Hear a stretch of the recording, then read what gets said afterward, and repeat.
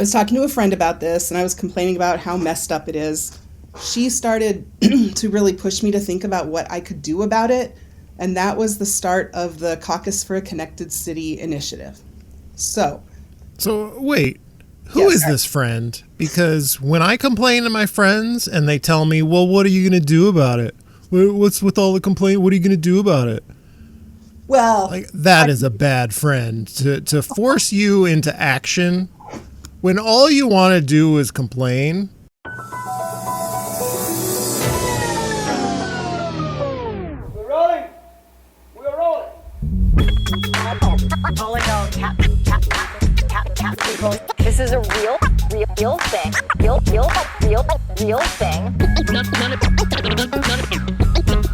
None of you have the balls to stop this. Stop this.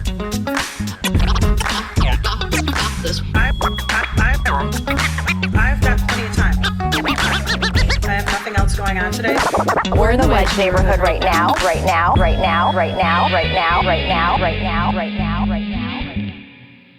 you had asked me for a harrowing personal story. Okay, I'm going to do that for sure. I'm introing this episode as a Amity Foster concerned citizen has a harrowing personal story, and it's that she wants you to caucus. That's how I'm introing the episode. All right. That's not the harrowing story, but I could turn that into the harrowing story. My harrowing story is about not having any place to sit downtown, but... Let's not get too far afield. This is all about caucuses. This is the Wedge Life podcast. I'm your host, John Edwards.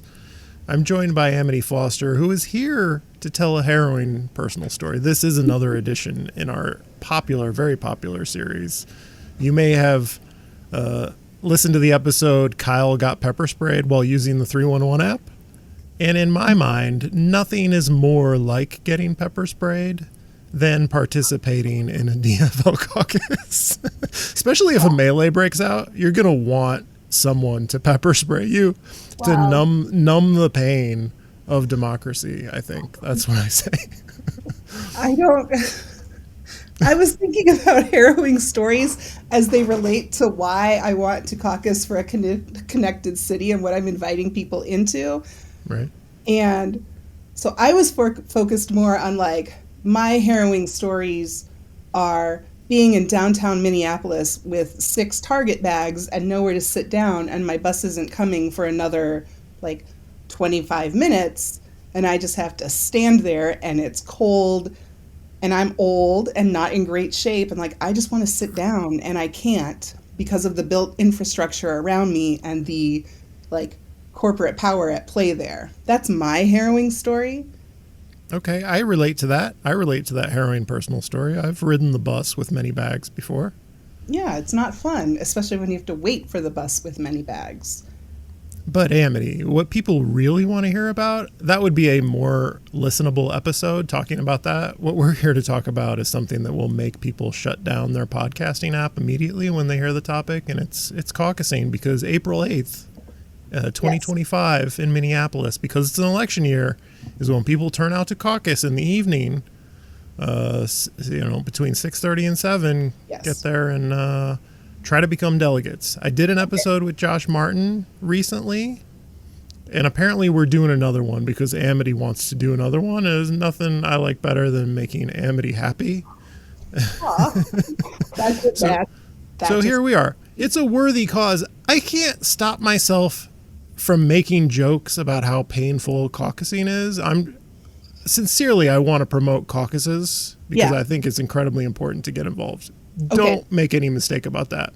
But I can't stop making really funny jokes about what a bad time everyone's going to have. The last time I caucused, I convened my precinct caucus, and we were in a very small classroom with chairs for, I think, 3rd graders.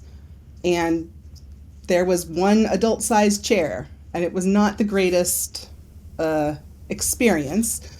But, I'll be serious now.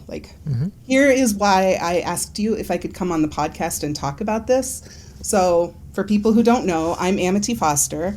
I live in Northeast Minneapolis, and I am a transit rider. I'm pretty vocal about it on various social media platforms. I talk a lot about places to sit down in downtown Minneapolis, places to sit in Minneapolis, places that I can find a bathroom, that people can feel welcome in our city. And right now, that just doesn't feel true so much. So I have been getting probably progressively angrier and more frustrated about a lot of the public decisions that are being made again and again about things that happen to us, and a lot of times at our expense, and versus the decisions that would actually consider transit riders as stakeholders as part of our city. So this is about power, ultimately. There's a lot of decision makers who are prioritizing business interests, business owners' voices at the expense of the rest of us. It doesn't just happen on transit. It's happened on housing, on land use, all kinds of things. And the thing that really gets me about this is that kind of mindset, there's transit, here's the bigger priority, that hurts everyone. That hurts business owners. That hurts the city itself that is actually trying to bring more people in. Transit and livability should be a priority for everyone in our city. So, I was talking to a friend about this, and I was complaining about how messed up it is.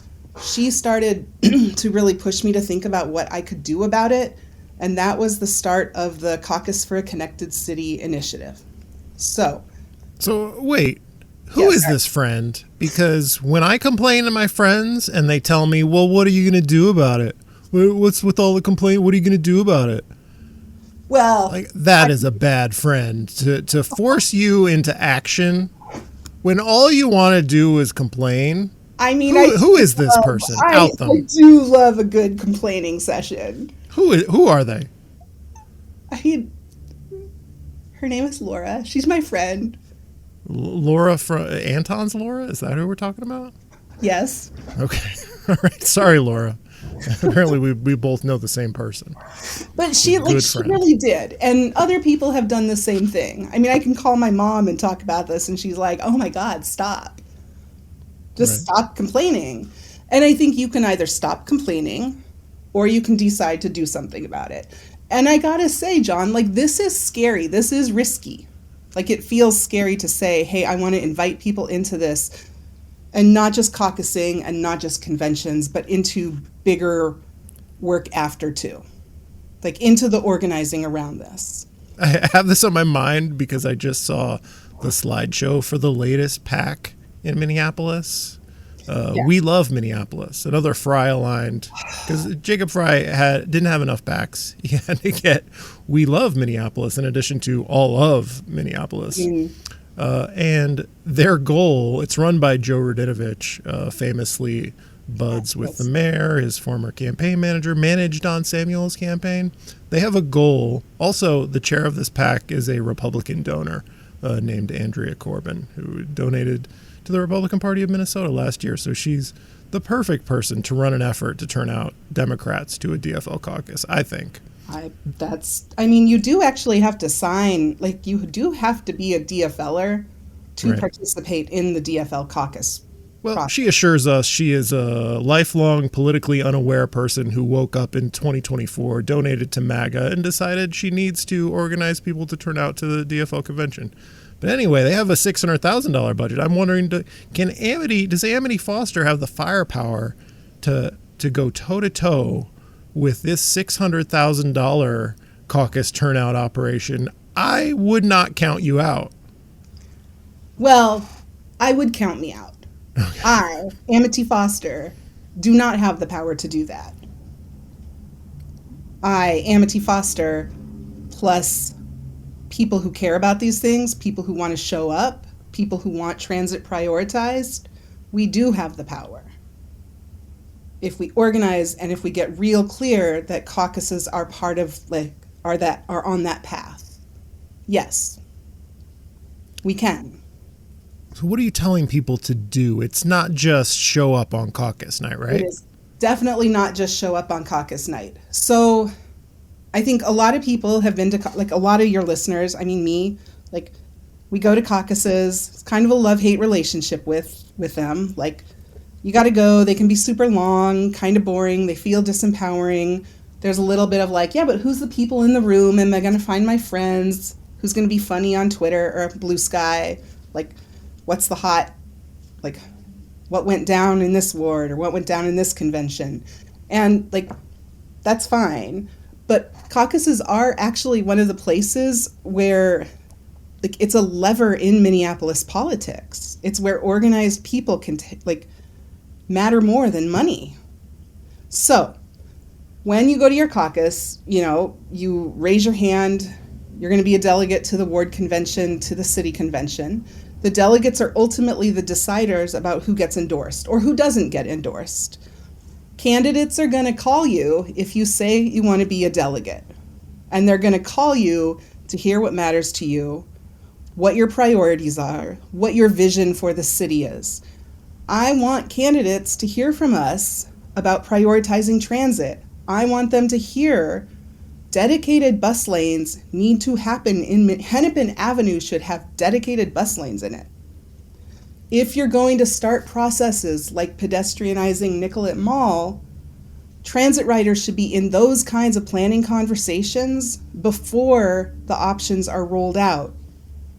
If we're talking about livability, like where benches are positioned, how they are, like how infrastructure reflects the community that it is part of, that's all livability. So I want people to commit to caucus for a connected city, invite at least 5 other neighbors or friends to caucus with them and become a delegate for a connected city so that we can actually start to demonstrate the mandate to lead Minneapolis in a way that prioritizes that connectivity and recognizes that everybody who lives here needs access to transit, needs livable conditions. And that's what we want.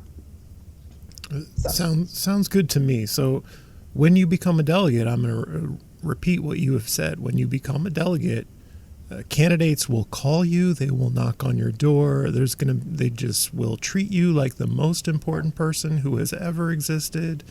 They will do anything to win you over. And if you have a message about the things that you care about, those are suddenly the things that this candidate cares about, and that carries forward. A lot of people are so cynical about politics, and they think what these candidates say or commit to during campaigns doesn't matter. It absolutely matters. They absolutely try to implement these things. They know who their base is. And so when you get them to commit to stuff during a campaign, it matters. Don't be cynical. Don't act like it doesn't matter, because it does.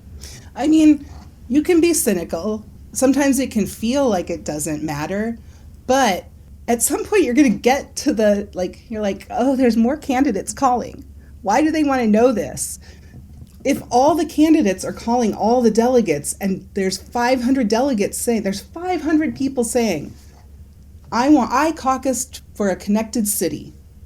I want to know how you're going to prioritize public transit in Minneapolis. That's not just one candidate who's like, oh yeah, this is important, I'm down. That's 4 candidates. That's 3 candidates who are saying that. And they're going to start to have to address that not just with the delegates, but with the broader public. Mm-hmm. It's going to become the thing that people are talking about. And it's not like, I want this to be the biggest priority. There's so many other priorities too for our city, but this is how we can get transit as a core one. And not just we've got the transportation action plan. We should honor that. Yes. We should do that too. That's a big deal. Absolutely. How are you going to do that? Here's a question, because I talk to candidates and I think about how do I suss out whether this person is for real? You go to websites and it will be oh yeah, absolutely, sustainable transportation. I'm pro-trans. We need to support transit. We need to support, bikes. Yeah. And it's hard to know who is legit and who is just rattling off some talking points.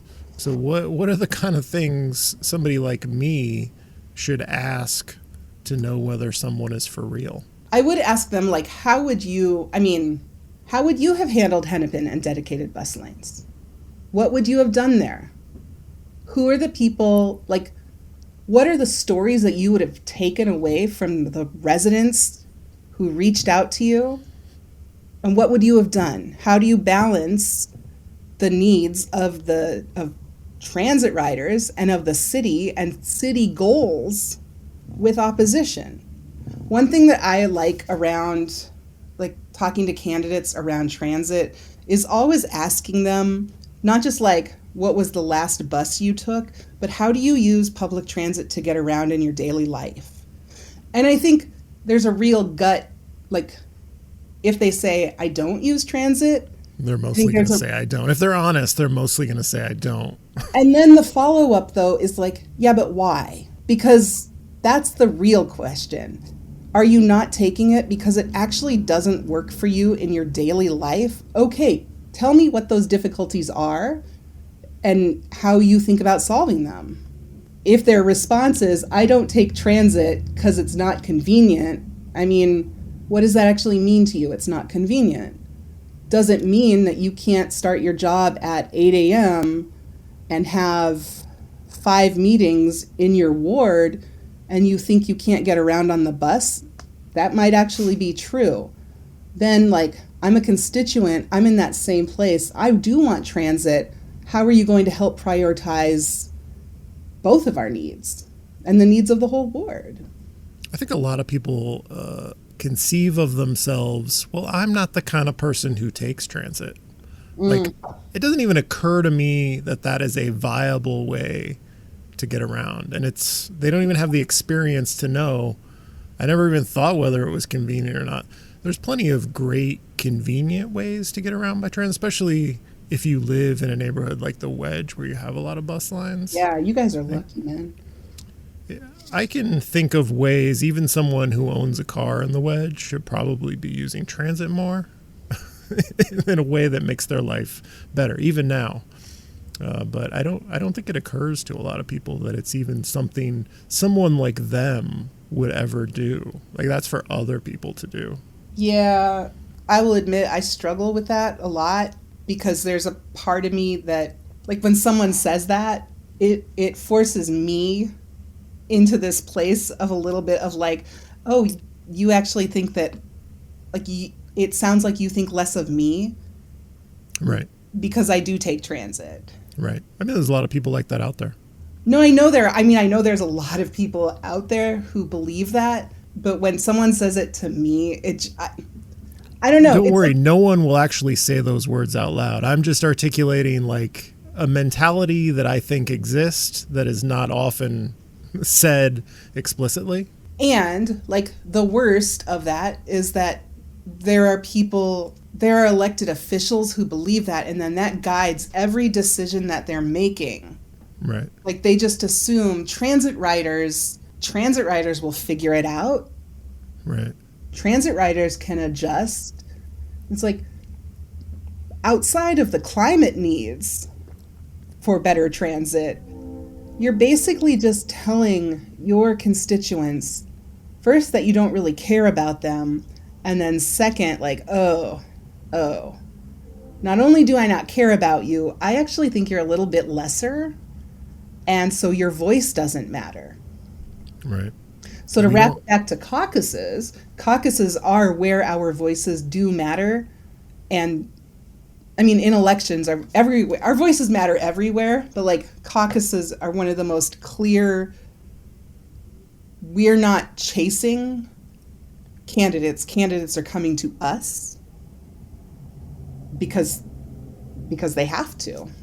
Our goal should be transit between, for example, uptown and downtown should be so fast, so comfortable, so convenient, such a no-brainer that you will force people who don't conceive of themselves as transit riders, like, I'm going to take the bus. I'm not messing with my car today.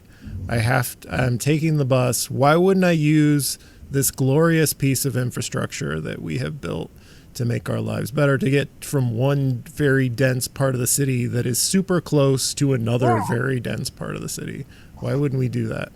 And I mean, if you really think about it, so I've had a couple of listening sessions with folks where it's just like, what's the vision that you have for a connected city? Why do you take transit? Why don't you? What do you love about it? Why do you like being a transit rider? And a lot of what's come up is just like, I like the community of it. I like being around people. I like being in, like, not observing what is happening around me, like being part of it, talking to people around me. Like, imagine what you just said, and the bus stops are fully heated, they're fully covered, they're safe, they're clean, there's like small coffee shops in them, they're like transit hubs, they're community transit hubs, not just like a sign on a pole. I was going to say a sign on a stick, but that's so small, like a sign on a pole. What if it was transit is part of our community? And it's not just like this thing that exists in it, but helps it thrive. That's what connected city means. Okay, I feel like we have made a great pitch for people to caucus and to talk to the candidates about transit in a more connected city. I'm going to be at the caucus on April 8th at 6:30ish, ready to go, ready to sign up to become a delegate at my ward convention, at the city convention, all the conventions, if I can. These are coveted slots. Is there anything else we should be telling people before we sign up here? If you are down to sign up, if you want to commit to caucus for a connected city, there's a URL, bit.ly/connected Minneapolis, connected MPLS. There's a training on March 27th that you can come to. And it's not just like your standard, here's how to caucus. We'll do that for people who haven't caucused or who want a refresher. But it's about this strategy path, too. Like, how do we actually have the conversations with each other at caucus night about prioritizing transit and livability? What's our strategy beyond that? We're going to have stickers. They say caucus for a connected Minneapolis.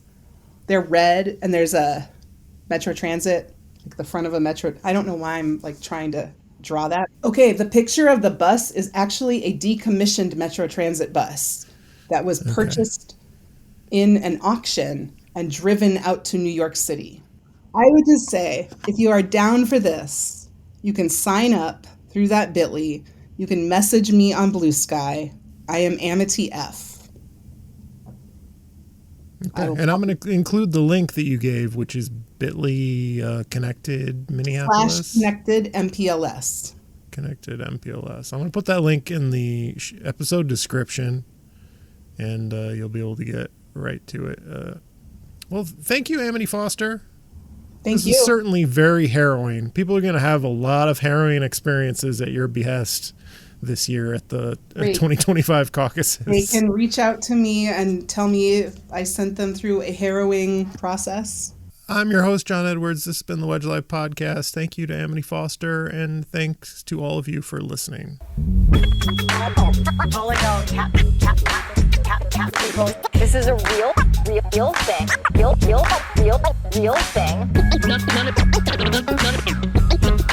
None of you have the balls to stop this. Stop this.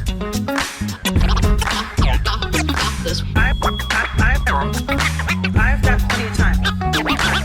I have nothing else going on today. We're in the Wedge neighborhood right now.